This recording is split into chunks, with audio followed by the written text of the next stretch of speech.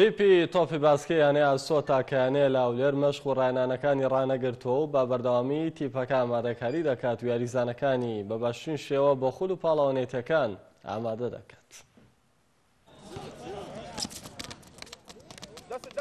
تیپی تۆپی باسکەی یانەی ئاسۆیە مەشق و ڕاهێنانەکانی ڕانەگرتووە و با بەردەوامی تیپەکە ئامادەکاری دەکات و یاریزانەکانی با باشترین شێوە بۆ خول و پاڵەوانێتەکان ئامادە دەکات. تیپەکە لەگەڵ کەرەنتینیش بە ئۆنلاین مەشقەکانی ئەنجام داوە. دوای کەرەنتینیش هەفتانە 3 ڕۆژ لە پارکی پێشمەرگە یەکە مەشقەکانیان ئەنجام دەدەن. ڕاهێنەری تیپەکە لاوازی باسکە لە شاری هەولێر بۆ ئەوە دەگەڕێنێتەوە کە یانەی هەولێر تیپی باسکەی نەماوە.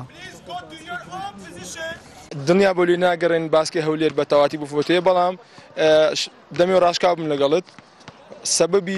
سەبەبەکان زۆرن تەبان، بە هیچ کەسێک بەتەنها ناتوانێت ئەو ئەرکە لە ئاستۆ بگرێ، بەڵام من وەکو شخصی خۆم یەک لە هۆکارەکانی نەمانی یاری باسکە و کزبوونی یاری باسکە لە هەولێر بۆ دەگەڕێنمەوە کە بەداخەوە وەکو ڕێی شخصی خۆمە یانەی وەرزشی هەولێر تیپی باسکەی یانەکەی کۆتایی پێهێنا.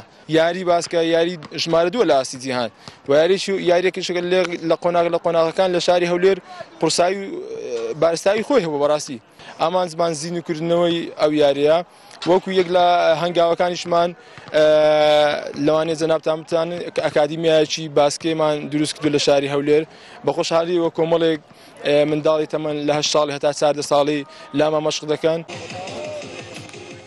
یاری باسکە بە دووەم یاری دادەندرێت لە ڕووی هاندەر و بەهێزیەوە دوای تۆپی پێ لە تەواوی جیهان، بەڵام لە کوردستان بەگشتی و لە هەولێر بەتایبەت ئەو بایەخەی پێ نادرێت.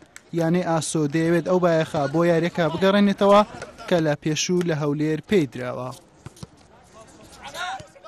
هەفتان لێرە بەردەوامین لەگەڵ نادی ئاسۆیە ئینجا وەک خاستە نەسەر لە کاتی کەرەنتینەشاکە زۆر وەرزش پێویستە و شتێکی زۆر گرنگەکە هەر هەبێ و ئینشاءڵڵا کە کەرەنتینە نەماوە گەڕاینەوە ناو قاعەکان و گەڕاینە ناو نادیەکان ئەسڵیەکان ئینشاءڵڵا هەر بەردەوامیش بین و هەر گەشاکەین و بە نیەتەوەی کە باسکەی کوردستان هەر بەردەوام بێ و هەر گەشەکە خاستنەوەی هەولێریش. وەختی کەرەنتینەکەش ئێمە هەر لە ماڵەوە لەبەر ئەوەی نەمان دەتوانین بێنە ناو یاریگاکان لەبەرەوەی داخرابوو. خۆشبەختانە کاپتنی ئێمە لە ماڵەوە تەمرینی پێدەکردن و مەشقی پێدەکردین لە ڕێگەی ئۆنلاینەوە کە ڕۆژانە چەند تەمرینێکی پێدەداین کە دەبا ئێمە ئەنجامەمدا بە کە زۆر سوودی بۆ ئێمە هەبوو. هەروەها دوای کەرەنتینەش گەڕاینەوە ئێرە کە ئێستا هەفتانە 2 ڕۆژ لێرە تەمرین دەکەین و ئێمە وەکو هەموو یاریزانی نادی ئاسۆ بە کاپتنەکانشەوە بە دەستەی کارگەڕیشەوە ئامانجێکی زۆر گەورەمان هەیە کە دووبارە یاری باسکە لە هەولێر هەرچەندە بەرەو کوزی ڕۆیشتە ئینشاڵڵا ئێمە بەرزی دەکەینەوە. ماوەی نزیکەی 5 ساڵە پاڵەوانتەکانی باسکە بە شێوەی پسر و با کاتێکی کەم بەڕێ دەکرێن کە زۆربەی پاڵەوانتەکان تەنها 1 هەفتە ماوەکەی بووە. ئەمە ژوای کردووە تیپەکان سارد ببنەوە لە یاریەکە و مەشقەکان ڕاگرن و بەشێکی زۆری یاریزانە بەتوانەکانیش واز لە یاریکردن بێنن. حوسێن محەممەد، کەناڵی ئاسمانی پێیام، هەولێر.